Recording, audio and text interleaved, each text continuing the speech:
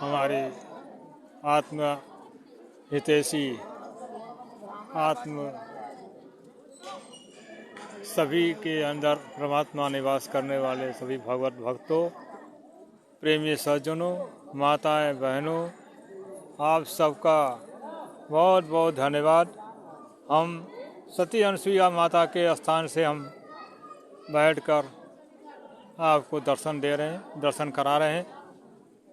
यह दर्शन माता अनसुईया का स्थान तपस्या स्थल है और यहाँ पर ये गंगा मंदाकिनी बह रही है और ये मंदाकिनी यहीं से शुरुआत है और आगे का रास्ता आगे नहीं है, इसके आगे नहीं है। यहीं से माता अनसुईया ने अपने तपोबल से यहाँ पर जो है प्रकट की है और यहीं से फिर आगे जा कर के चित्रकूट हो कर के फिर जमुना में जा कर के मिल जाती है।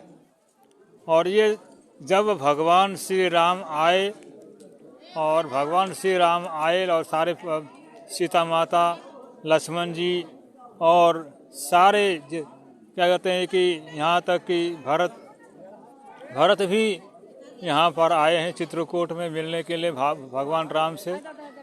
और भगवान राम जब यहाँ से चले तो यहाँ पर सती अनसुईया के पास आए और आने के बाद उन्होंने माता सती अनसुईया के द्वारा माता सीता को स्त्री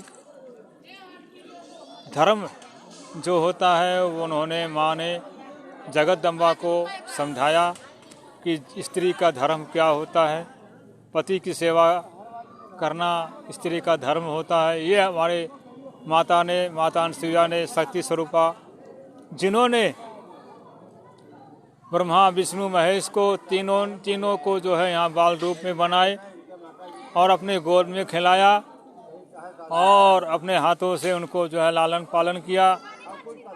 फिर जो है अनंत जो कई युगों माने कितने वर्षों तक जो है इन्होंने अपने लालन पालन करके भगवान को छोटे रूप में देख करके माँ ने जो है उनकी सेवा करी और ब्रह्मा विष्णु महेश जो है बाल रूप में माँ का प्यार पाया। और जो है क्या कहते हैं कि यहाँ पर जो है भगवान राम ने, भगवान लक्ष्मण और माता जानकी सीता यहाँ पर रह करके उन्होंने आशीर्वाद प्राप्त की और यहाँ पर जो है साधना की, तपस्या किया। तपस्या करने के बाद यहाँ से आज जन समुदाय दर्शन करने के लिए आते हैं। सिद्धपीठ है यहाँ पर, बड़े बड़े महासंतों भी जो जिन संतों के द्वारा जो है तपस्या करके उन्होंने साधना करके उन्होंने सिद्ध लोक को प्राप्त हुए। और जो है जिन्होंने अपने तपस्या के माध्यम से, तपस्या बल से आज जो है बहुत बड़ा आश्रम बना हुआ है। यहाँ लाखों लोग आते हैं, लाखों के तादाद में यहाँ डेली नित्य प्रति यहाँ माँ मंदाकिनी में स्नान करते हैं और यहाँ पर जो है मंदाकिनी में स्नान करके लोग अपने जीवन को सफल बनाते हैं। शास्त्र में हर प्रकार से वर्णन किया जाता है। महापुरुषों की सानिध्य प्राप्त करना ये हमारा जीवन का लक्ष्य है। मनुष्य को धर्म के मार्ग पर चलने का प्रेरणा मिलता है महापुरुषों के द्वारा, महाशक्तियों के द्वारा और तपस्याधारी योग को धारण करने वाले संत महात्मा महापुरुष ये संकेत देते हैं कि जीवन के लक्ष्य में अपने योग को धारण करना आवश्यक है। और आवश्यक सिर्फ खाली आना और जाना ये मनुष्य का लक्ष्य नहीं है। मनुष्य का लक्ष्य यहाँ आकर के साधना को प्राप्त करना, उस योग को प्राप्त करना, महापुरुषों की सानिध्य को प्राप्त करना। यहाँ बड़े बड़े यहाँ क्या बोलते हैं जो केवट थे निषाद राज, उन्होंने जो है यहाँ पर भगवान राम की सेवा की, प्रणकुटी बना के दी। भगवान राम, माता जानकी, लक्ष्मण वहाँ पर जो है उस गुफा के अंदर में साधना की। साधना करने के बाद उन्होंने समाज को एक दिशा दिया, और दिशा सिर्फ खाली आज के लोग उस दिशा को नहीं समझ पाते हैं। और दिशा वह चीज़ है जो हमारे जीवन को लक्ष्य को देने वाली होती है। लक्ष्य क्या है? उस परमात्मा को पाना, जीते जी मुक्त को पान होना। जीते जी मुक्त को पाना ही जीवन का लक्ष्य है। ये हमारा सिद्धांत, ये हमारा दर्शनार्थी जगत सिद्धांत ये हमको सिखाता है। और ये सिखाता है कि हे मनुष्य, हे जीव, हे प्राणी, आप भी कर्म को अपने अंदर में धारण करो। उस कर्म को धारण करो, उस योग को धारण करो, जिससे आपका जीवन में कुछ प्राप्त हो। और इस प्राप्त होने वाली वस्तु को अपने अंदर धारण करना मनुष्य का लक्ष्य है। ये महापुरुष सिखाते हैं कि अपने अंदर जाओ, अपनी चेतना शक्ति को जगाओ,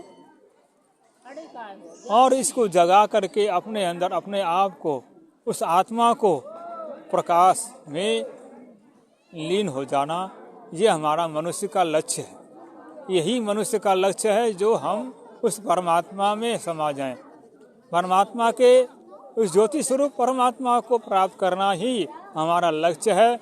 और रामायण कहता है कि परम प्रकाश रूप भगवाना, नहीं तह पुण्य विज्ञान बिहाना।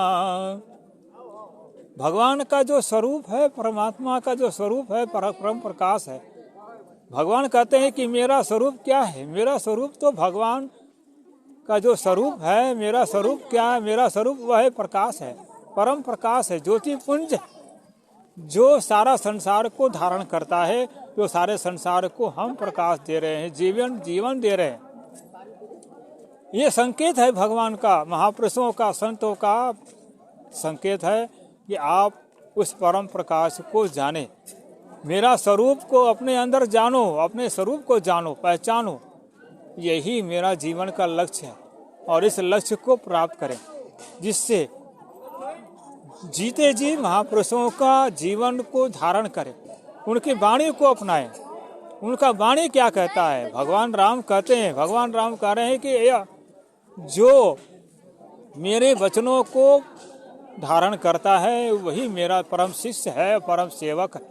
सेवक कौन है? मेरा सेवक वही है जो मेरे वचन को धारण करता है।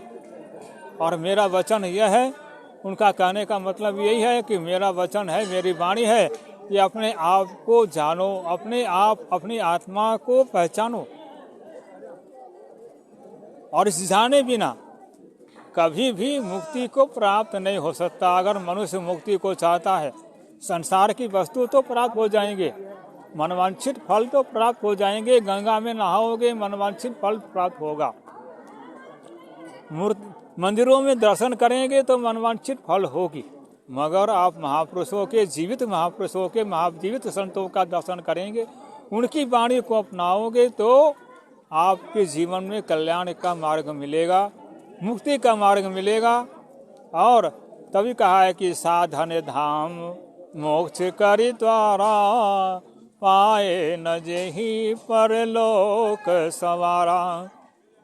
साधन धाम मोक्ष करि द्वारा, क्या है साधन? जो मोक्ष को प्राप्त करता है। ये भगवान राम का ये संकेत है हर जगह।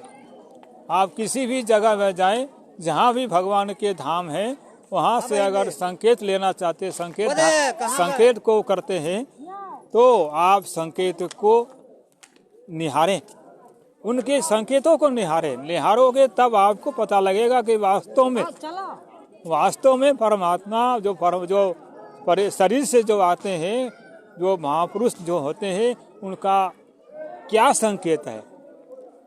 कह रहे हैं तुलसीदास जी लिखते हैं कि भगवान का स्वरूप तो प्रकाश है,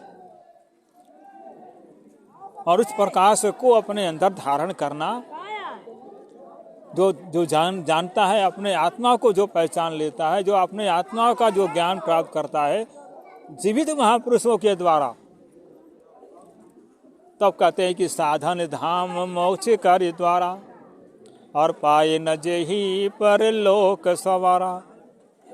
साधन धाम मोक्ष कर द्वारा, वो साधन क्या है? जिस धाम को प्राप्त करने के लिए मोक्ष की प्राप्ति होती है, और उस मोक्ष को प्राप्त करने के लिए हमें आवश्यकता है परम पूज्य जीवित सद्गुरु का। जो सद्गुरु पारब्रह्म परमेश्वर होते हैं, सच्चिदानंद स्वरूप भगवान होते हैं, आनंद कंद भगवान होते हैं, वही परमात्मा, वही सद्गुरु जो है हमें अपने स्वरूप का ज्ञान कराते हैं, वह परम प्रकाश का ज्ञान कराते हैं, जीवन में हमें लाभ देते हैं और हमें जो है सद्गति को प्राप्त कराते हैं, सद्गति को देते हैं।